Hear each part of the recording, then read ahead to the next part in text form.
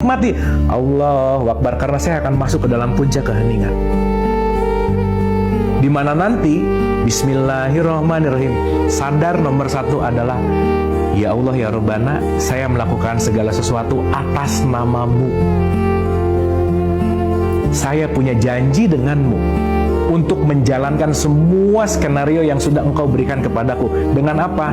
Kasih sayang. Alhamdulillahirabbil alamin, segala puji hanya milikmu. Ar-Rahmanir-Rahim, semuanya bentuknya hanyalah kasih sayang.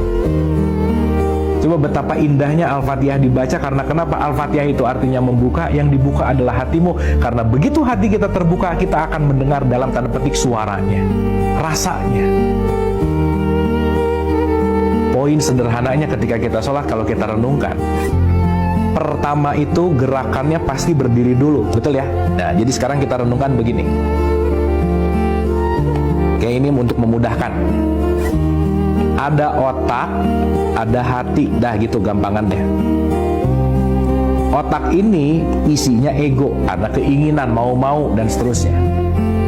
Hati ini isinya adalah zatnya Allah dalam tanda petik.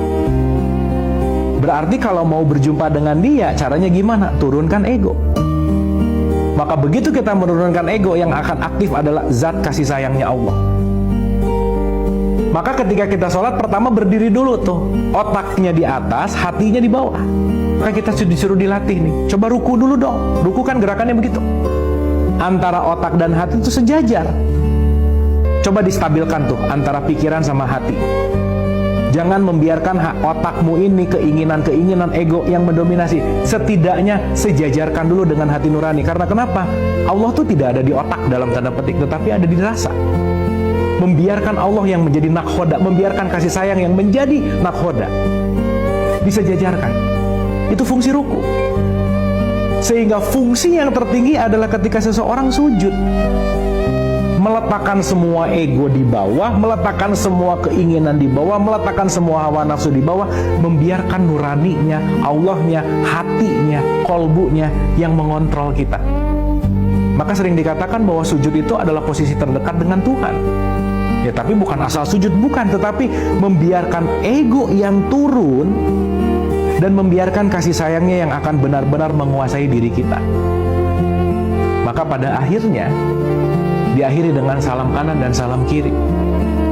Artinya, sholat itu mengaktifasi Allah yang hadir di dalam diri kita, agar sifat kasih sayangnya hadir di dalam diri kita, agar poin pentingnya adalah sifat kasih sayang itu yang menjadi dasar fundamental dalam menjalani kehidupan kita. So, utsluma uhiya ilaika minal kitab wa aqimis sholat inna sholata tanha anil fahsya'i wal munkar. Surat 29 ayat 45. Bacalah Al-Quran dan dirikanlah sholat. Output dari sholat itu apa sih? Mencegah perbuatan keji dan munkar. Maka ini hal yang paling penting mungkin yang bisa disampaikan di pertemuan ini, di episode kali ini. Kalau kita berbicara sholat itu 5 waktu, yang 5 waktu itu adalah ritual sholatnya.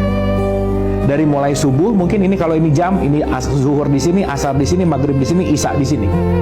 Ini adalah waktu-waktu ritual sholat. Tetapi jangan lupa, intisari sholat bukan di ritualnya, tetapi perilaku kita setelah ritual. Di antara ritual-ritual inilah bagaimana sifat anil fahsya'i wal munkar, sifat di mana mencegah perbuatan keji dan munkar itu dilakukan. Maka mudah-mudahan kita tidak ahli hanya di bidang ritualnya, tetapi bagaimana ritual membawa kita menuju kepada kedamaian, sehingga kedamaian itu yang akan kita lakukan di dalam kehidupan kita sehari-hari. Maka mohon maaf harus saya sampaikan, rajin sholat 5 waktu itu belum prestasi di hadapan Allah. Tapi prestasimu adalah ketika selesai sholat, kamu semakin dermawan, semakin memaafkan orang, semakin berbuat kebaikan, dan semakin bermanfaat. Oleh karena itu, mari kita sholat bukan hanya ritual, di mana itu sangat penting sekali ritual. Tetapi mari kita jadikan setiap saat adalah sholat, setiap saat adalah terhubung dengan Allah, setiap saat adalah menjadikan kasih sayangnya perilaku kita untuk bermanfaat dan selalu berbuat kebaikan. Selamat sholat, terima kasih, mohon maaf lahir dan batin. Wabillahi taufiq wal hidayah. Assalamualaikum warahmatullahi wabarakatuh. wabarakatuh.